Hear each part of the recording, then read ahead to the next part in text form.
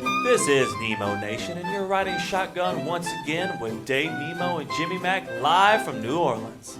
Live from New Orleans at the Fast Sports studio. By the way, Fast Sports out there solving America's toughest recruiting and workforce challenges. They do it through research. They do it through technology. Most importantly, they do it through people. From registered apprenticeships to veteran readiness, learn more at fastport.org, fastport.com, or nationalapprenticeship.org. Check them out, guys. They're doing a lot of great work. They're doing a lot of the Lord's work, making sure that people actually get that purpose-driven life, not just in the military, but outside of it. Good morning to you, Mr. Nemo. Good morning, Jimmy Mac. It was an important conversation. We're going to keep on having it with them. There's a lot of things they're discussing. That's big stuff. I mean, and like I said, that's as big as it gets. I'm picking on this industry. I'm picking on the Canadians. They're like, no.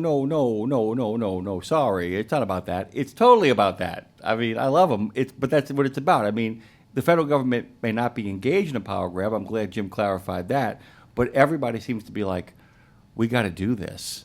There's that real kind of resignation sense that we got to do this. And the irony is that if it in fact happens, if these changes go through, Canada will be less like another state than it ever has been before. That if in fact those walls go across the Canadian border and the tariffs in fact are amplified and Canada centralizes its government, it will become more like a... And it's got, and part of it is the fact that it's got to become a modern economy. In many ways, it's a supply chain. It provides a lot of raw goods and a lot of lumber, a lot of oil, a lot of groovy stuff comes from Canada, but it's a lot of raw material. Centralized government, stronger centralized government, actually means more like a nation, and might make them a stronger counterparty as well too. We don't know how it's going to play out, but it's obvious they're kind of saying, you want to do it? No. You want to do it? No, I want to do it. Who's going to do it? We got another friend show back up here, a guy we got a chance to talk to last time, who, friend of the show, we're a fan of his, Mike Gaffin, by the way, is the Boston Trucker, and he is a man with a plan to get you all kinds of great content at the Boston Trucker over on the Tube of You. Mike, welcome back. It's good to have you. Awesome. Thank you for having me back. It's definitely an honor to be back on the Nemo Nation on YouTube. Welcome to YouTube, guys. Well, I'm on YouTube right now, and I'm looking at your comments. I want to thank you for, it's so cool. Back when we were on, radio, you could be listening and you'd want to comment, but we'd never know it. But now you made a comment about Chris and the tolls up in Rhode Island. Do you go into Rhode Island quite a bit, where Chris Maxwell was talking about? Not as much as I used to, but I mean, the congestion in Rhode Island is as terrible as it is. Never mind putting tolls through there, and I avoid downtown Providence as much as I can. So I don't know. I don't think it's a good idea. You've had some great topics this morning, especially the Project 61. That definitely hits home with a lot of drivers, and definitely hit home with my family. And I just love this rapid fire program you got going on. It's great. Well, thank you. I'll tell you what, that is like 99.999% of our folks are saying pretty much the same thing. I'm just the guy that's trying to get into the game here. But it's so funny because Dave finds himself fighting the old format a lot of the time, because he'll get to the end and he'll get a really interesting insight, and he'll go to share it. I look at him and we give him the 30-second signal. And so we may have to build in time at the end of the show for Dave to have a moment with Dave where he kind of sums up all the thoughts and ideas. I wanted to ask you about Rhode Island as a way of a bigger picture too, because you talk about the idea, and look, Rhode Island is maybe it's a gated community performing as a state. And I don't want to pick on our friends there, because they did give us H.P. Lovecraft, and without him there would be no Robert E. Howard. There's all kind of groovy stuff I love out of Rhode Island. It's the last state I ever visited. I've been to all 50 states, and ironically, I went to Alaska before I actually ever put foot in Rhode Island. I kid you not. That's the absolute truth. So can you kind of talk about the idea, given the fact that you are the Boston Trucker, sure. and driving up there is a very different experience than, say, driving in the Great American West, where it's like wide open spaces. Wow. Can you talk a little bit about what it's like to pre-trip in a place where stop and start becomes second nature, even though you have a couple of places? Yeah. Talk about that a little bit. It is second nature. There's heavy congestion. You can't be in a hurry. People are just me first. Most of the cars, some of the truck drivers. it's difficult. And, I just came back from the West Coast. I did the truck driver's dream vacation. You know how when you're a truck driver, and I ran coast to coast for 20 years, you see all these awesome places that you want to stop, and you go, oh, someday I'm going to stop there, and you never do. And it's such a difference driving out there.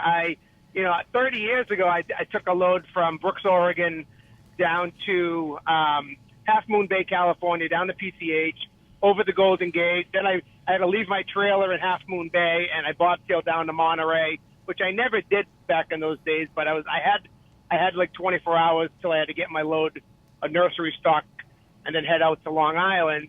And I went down to Monterey, and I was driving around, and I was thinking, man, one day I'm going to bring people that I love here. It's so beautiful in this area along the coast. And I bought a mug that's a Cannery Row from Monterey, and I still use that mug to this day. And I was there last week with my wife and my two kids. They're 19 and 14, and my son's girlfriend.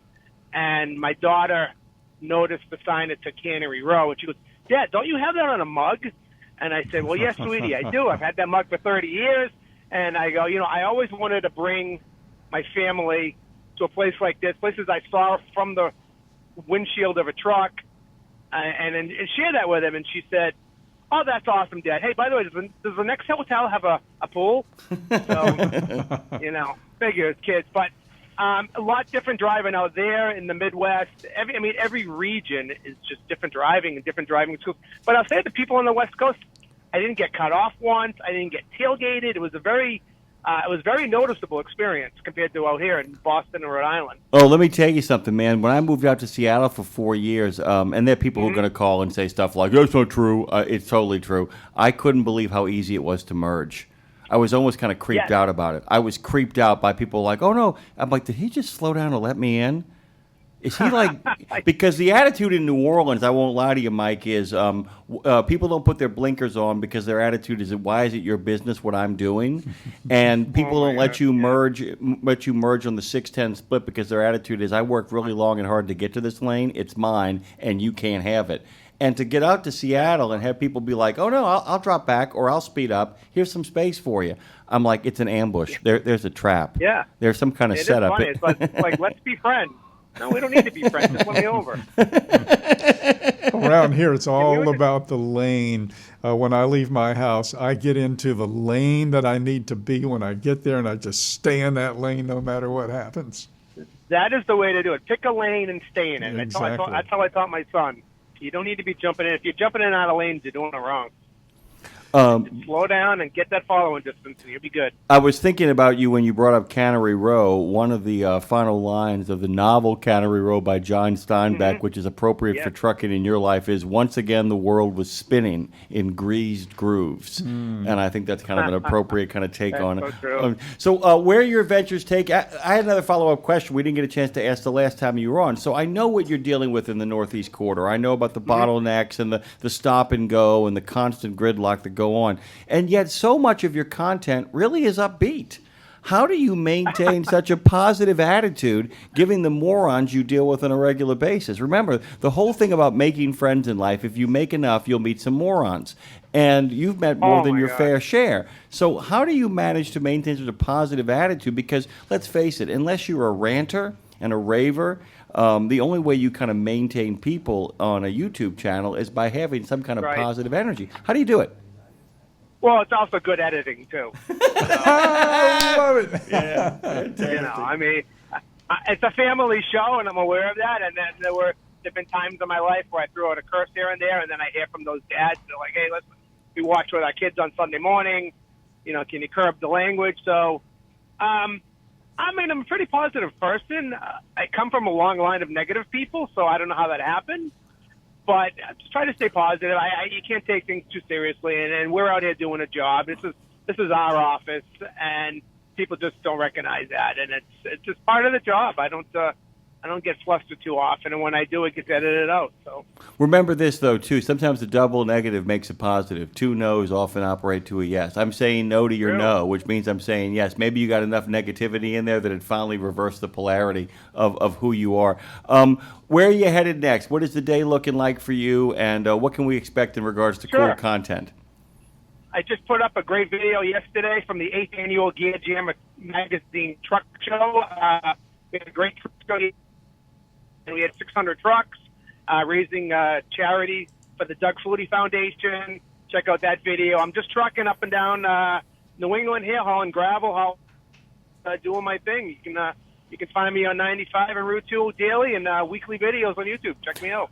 The other thing is, too, I'm so glad to hear you were involved in that, because I know you saw our friend Dean Croak, who's very important to us over here, who gives us a whole bunch of great content, and I'm so glad you're involved with the Flutie Foundation. We're big supporters of them because my nephew Henry, he's on the spectrum, and he's going to need care for the rest of his life, and so this means a lot. This means a lot to a lot of people out there. Are you just going there for the fun and supporting a good cause, or do you have a dog in that hunt in regards to supporting? All of the above. I mean, what I love about all the truck shows, they're all supporting great charities. I go there for the people. The trucks are kind of the background. I'm a huge truck lover. I bring my truck that I drive every day. I show it. I give it my all. But I'm there for the people. And I get content from it too. But I've been going to truck shows since the 90s with Matt's and Walcott in Vegas, and so I'm an old truck show goer, and I just love meeting people and being a mentor to people. And Dean saved me a spot right next to his truck. It was great, and he said, "Well, it's like attracting honey to flies. People are gonna come to see your truck, and that means they're gonna come see my truck." So it was a great outing. I kind of want to just we got a couple more minutes left, Mike. You made a comment. I'm going to circle back to Project 61 and Jeremy Raymer's comment. Yeah. When you talk to folks out there on the road, not so much, for the podcast and stuff like that, when we're just talking to drivers, you talk to so many folks, is health and well-being and diet and stuff like that, does that ever come into the conversations with folks? It comes in the conversation with me quite often. It hits home with me. And I try to talk to my subscribers about it. It can be a boring subject sometimes, so I try not to talk about it ad nauseum. But my dad was an owner operator, and he was a bodybuilder in the 70s. A Teamster, deregulation happened, went over the road, and he got heavier and heavier to the point where now he can't walk anymore. And he lives in a rehabilitation center. And I was very heavy when I got off the road, and it's just such a sedimentary lifestyle that we got to do better. We got the age of 61 is the average age of truckers dying nowadays. We got to get it up to 80, 90 years old. And yeah, it's a big deal. And I do like to talk about it. And I definitely try taking care of myself by bringing food with me and forcing myself to go to the gym twice a week or walk or something. It's just so important. We definitely have to do better in that realm. Yeah, and it's so much fun, too, to realize that there are people like our good friend Junker who actually texts me every morning about his location and what his load is. He's trying to get a load to come down here to New Orleans for the party that we're having. But he's a guy who's in his 70s, and he's in pretty good shape. So the other good news is that there are men and women out there. And by the way, everybody needs to lay off the nonsense is, it's all metabolism. It's not metabolism. It's calories consumed, guys. Knock it off. It's like, I got a thyroid condition. No, you don't. No, you don't. And by the way, there are things that make it difficult for people. Some people have a propensity towards sugar addiction. I get it. There's some real challenges that go on there. But at the end of the day, hardly anybody in the trucking industry is running caloric deficits. And until you do, you're not going to lose weight. No. That's it, right? 100%. And we all have our crutches, and it's okay to have a donut in the morning, but then watch yourself. Thank the rest you. Of the day. My crutch. You're welcome. What's your favorite kind of donut, by the way? Oh, my God. So the one across the street, and Andre will back me up here, the ladies across the street make a chocolate sprinkled donut, which I never liked before until I had theirs. When I get there in the morning, it's come off the rack, so the chocolate is still warm and wet. But here's the punchline. The lady looked at me and she said, there's no sugar in the actual donut. I went, what are you talking about? She said, there's enough sugar in that chocolate and them sprinkles to last you a lifetime. She said, that donut is a big butter vehicle delivery system. And I was like, outstanding. But yeah, you have it in the morning and and you got to kind of burn it off the rest of the day. It's 400 calories, man. Most donuts are about 400 calories. and that's like you're 1/5 of the way where your gas tank runs out. That's it. You drink. Just tell you, drink some water, have a salad for lunch, have some fruits and vegetables. You'll be okay. Yeah, I but think the so. best part of that donut is licking that chocolate off your fingers. Am I right? Oh my God, especially that morning. And it's like these ladies are like, I walk in now, Mike, and they literally look at me and they go, "Don't tell me. I know what it is." I got there, and they won't let you charge if you're making a purchase less than $5, Dave. They won't let you charge it on your card. And I totally get it. Woman came in and wanted 2 donuts. The bus driver from the RTA. Woman stopped her bus, put on the light. She was running ahead of schedule. And she came in and she said, I don't have the money. And they said, well, and I said, you know what?